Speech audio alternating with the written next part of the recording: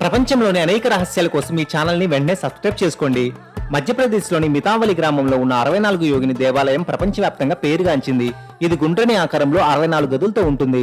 ప్రతి గదిలో ఒక్కో శివలింగం, యోగిని దేవత విగ్రహం ఉంటాయి. అందువల్ల ఈ దేవాలయానికి 64 యోగిని దేవాలయం అనే పేరు వచ్చింది. అయితే వీటిలో కొన్ని విగ్రహాలు దొంగలించబడ్డాయి. మిగిలిన వాటిని ఢిల్లీ మ్యూజియంలో భద్రపరిచారు. సుమారు 1000 అడుగుల ఎత్తులో కొండపైన వృత్తాకారంలో ఉంటుంది ఈ దేవాలయం. చూపరులకు పల్లెం ఆకారంలో కనిపిస్తుంది. ఈ ఆలయం మధ్యలో బహిరంగ మండపం నిర్మించబడి ఉంటుంది. భారత పార్లమెంట్ నిర్మించిన British architecture sir Edwin Lutyens ఈ 64 యోగిని దేవాలయం ఆధారంగా నిర్మించాడని ఒక పేరుంది. పార్లమెంట్ స్తంభాలు కూడా ఇక్కడ స్తంభాల మాదిరిగానే ఉంటాయి.